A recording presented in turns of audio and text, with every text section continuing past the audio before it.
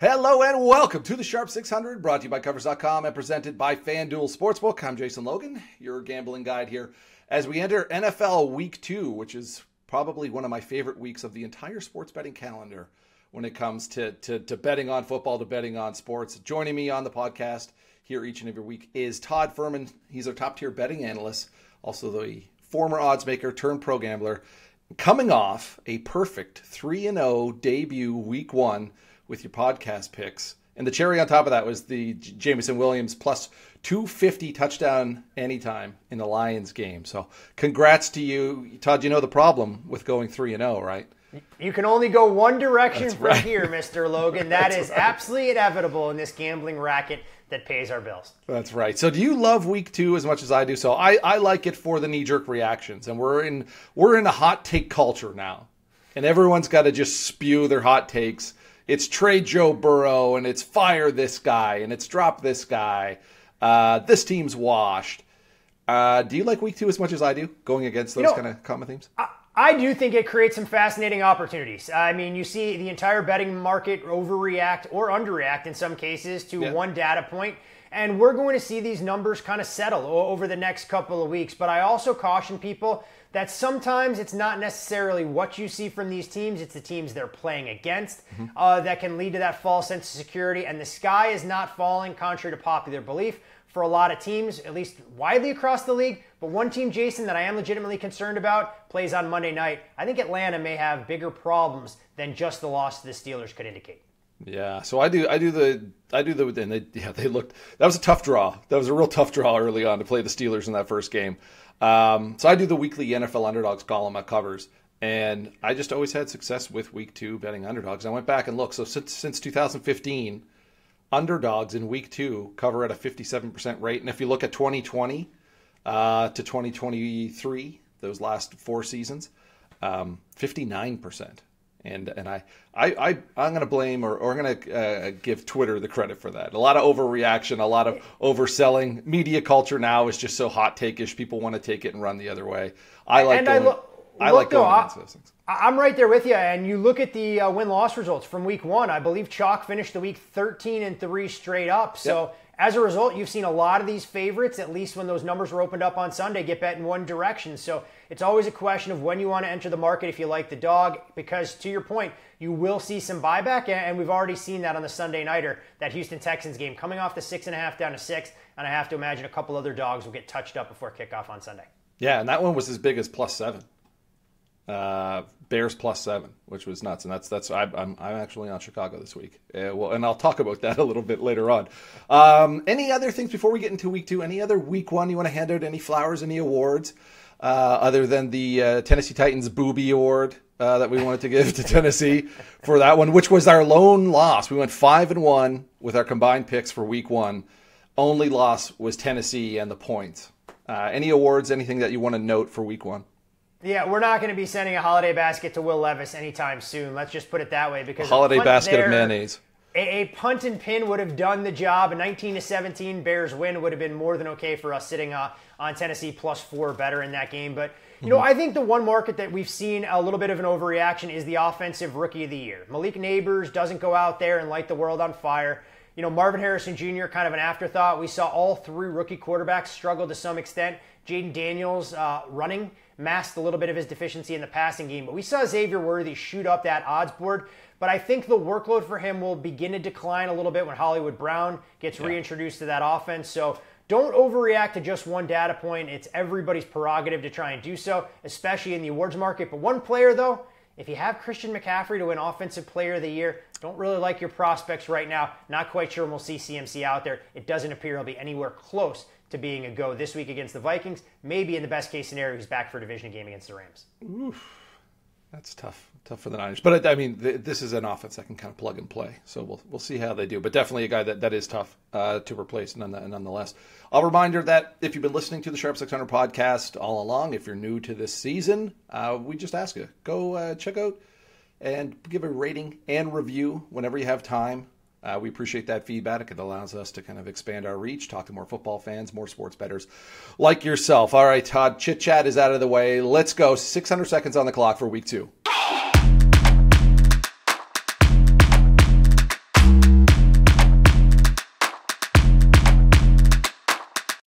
as mentioned, week 2, time for overreactions, and we got to pinpoint these knee-jerk moves.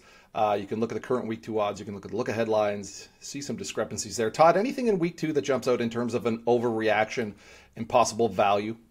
You know what? I think some of the buyback that we've already seen. Jacksonville forecasted as a 2-point favorite against Cleveland for their week 2 matchup. That number got as high as 4. You started to see some resistance, and I can understand why, but there are plenty of questions that have to be answered about this Browns team. Not just the offensive line, but Deshaun Watson. Can he sort it out?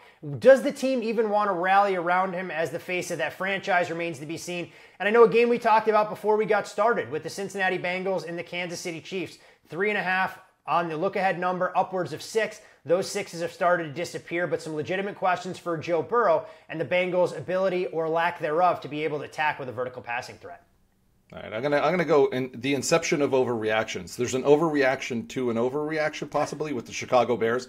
We talked about the Bears being the most puffed up team on the board with Caleb Williams and all the pieces that they brought in.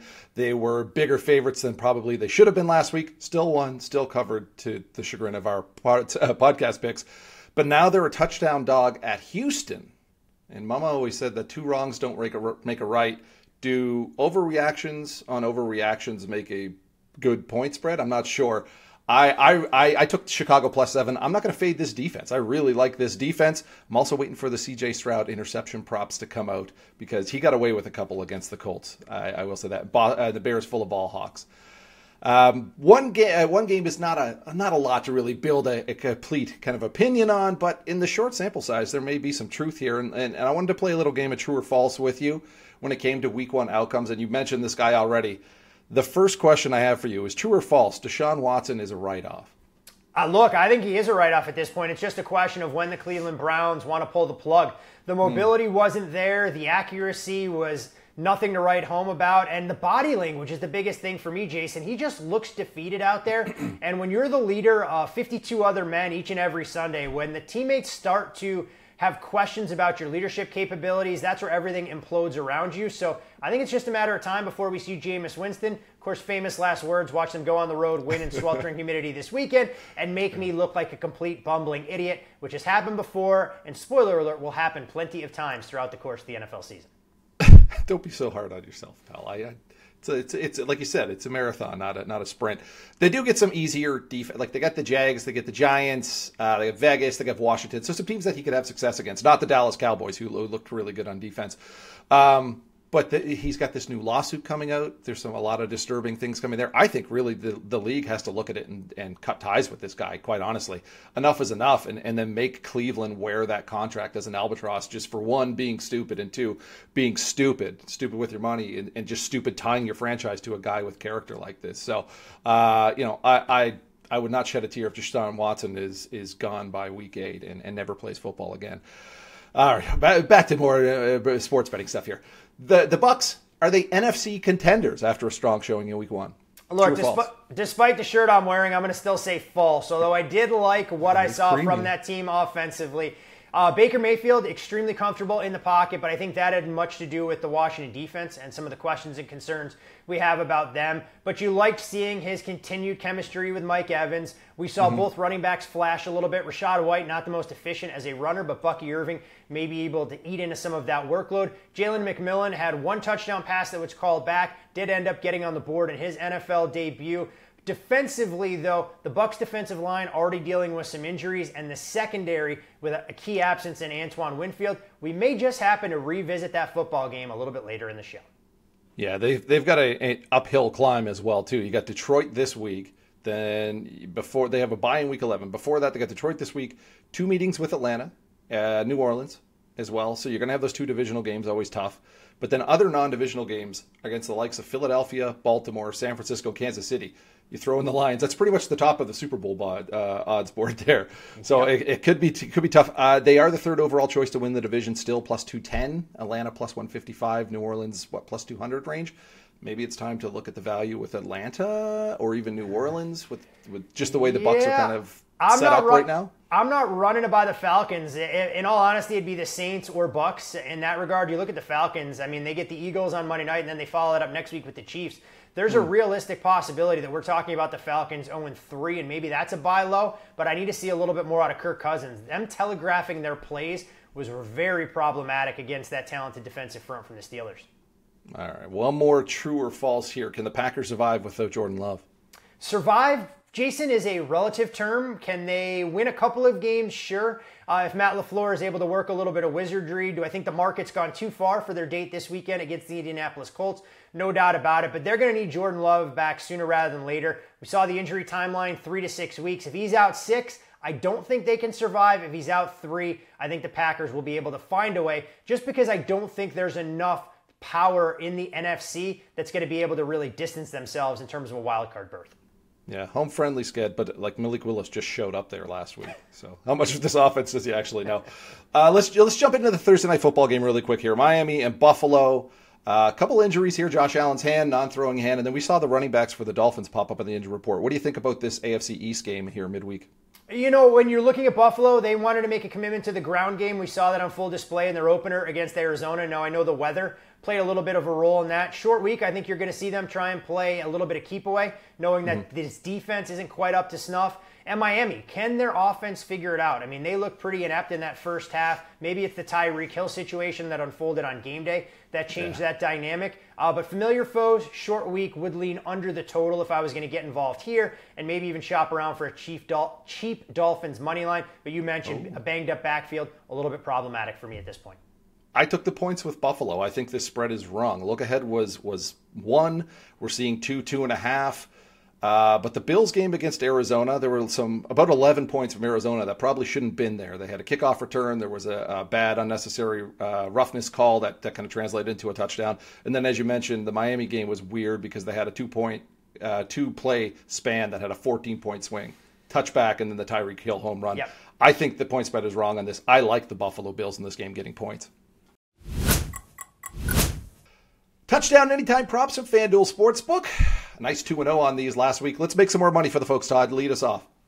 So I'm going to go to the quarterback of the New York Giants. Everyone wants to write him off for dead, and rightfully so, given how he performed against the Minnesota Vikings. But I think this is a much more favorable matchup. We've seen the full game total bet up from 41.5 up to 44. Daniel Jones, red zone threat, not as a thrower, but as a runner. I'll take DJ to get in the end zone at plus 240. All right, and you're giving me extra time here. Zay Flowers, Baltimore Ravens wide receiver, plus 195 to score touchdown against the Raiders. Had 12 targets against KC. He's going to be active in this offense. I think the tight ends, with Mark Andrews working his way back to health, I think they kind of split some targets as well too, but he's still the wide receiver 1. This is a guy with a nose for the end zone. He scored 5 touchdowns in his final 7 games of last year. He could have had more. We know where he could have had more. Kansas City game. But he's a top red zone target. He's also a guy that can hit it over the top as well, too. So I like him. Plus 195 to score a touchdown here against the Las Vegas Raiders in week 2. 2 minutes real time and our best bets for week 2. Todd, lead us off. So I'm going to go with a live home underdog, or at least one that I hope is live, Sunday afternoon in the Twin Cities. I'm going to take the Vikings plus 6 against the Niners. Short week for San Francisco. Flying across the country. We know Christian McCaffrey, a long shot to be available. Kevin O'Connell's had a knack for attacking this 49ers defense. We saw it last year. Brian Flores also confused Brock Purdy a bit. A little bit of a sandwich spot. I wish Jordan Addison was out there for the Vikings, but I think Minnesota is live. One of the more undervalued teams in the league. I'll take the Purple People Eaters plus the 6. Sam Darnold revenge game. Let's not forget that, right? I'm going to go under 46.5. Saints and Cowboys. Let's pump the brake on the Saints and the 47 points against the Panthers. The Panthers are crap. The Cowboys defense, not so crap. Really good pass rush, good secondary. They're going to test the Saints O-line. And the Cowboys offense, don't get fueled by the 33 points that they put up. Just 2 offensive touchdowns, settled for a lot of long field goals. Had just 15 first downs, the same as the Browns.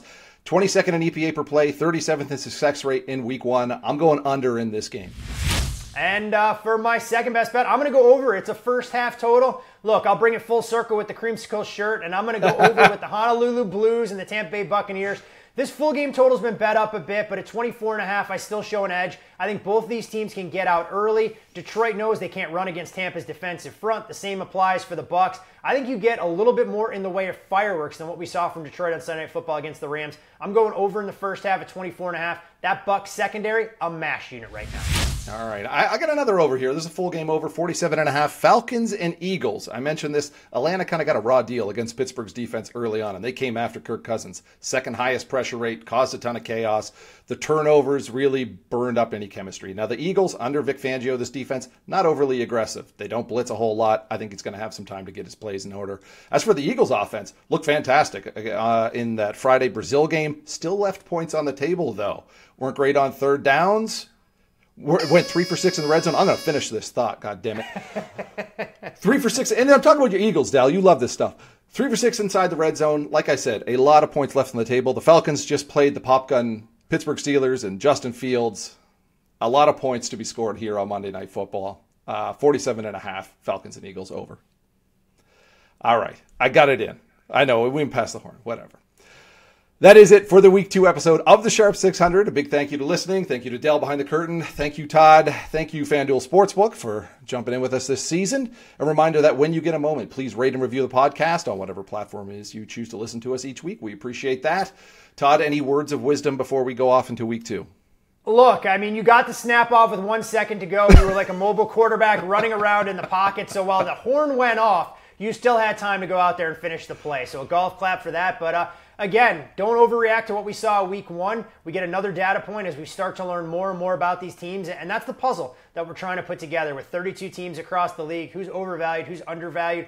And don't forget to explore some of those player prop markets as well. One of the hidden gems. I know FanDuel has quite an extensive menu available to their players each and every week during the season. Absolutely. Good stuff all over the board. All right, we will be back next Wednesday for Week 3. Until then, best of luck with your bets.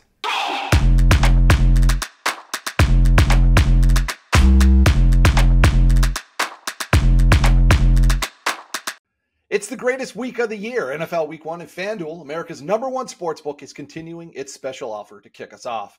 Now through September 22nd, all FanDuel customers can bet $5 and get a 3-week free trial of NFL Sunday Ticket from YouTube and YouTube TV. Then, with a YouTube-based plan, you'll be able to watch every regular season Sunday afternoon out-of-market game. All you need is a Google account and a current form of payment, and you can cancel anytime. FanDuel, an official sportsbook partner of the NFL. Must be 21 plus and present in select states or 18 plus and present in D.C. Full price of NFL Sunday Ticket will be automatically charged seasonally after free trial. No refunds, terms, restrictions, and embargoes apply. Gambling problem? Call 1-800-GAMBLER or visit FanDuel.com/RG. Call 1-888-789-7777 or visit ccpg.org/chat in Connecticut or visit mdgamblinghelp.org in Maryland. Hope is here. Visit gamblinghelplinema.org or call 800-327-5050 for 24/7 support in Massachusetts, or call 1-877-8-HOPE-NY or text HOPE-NY in New York.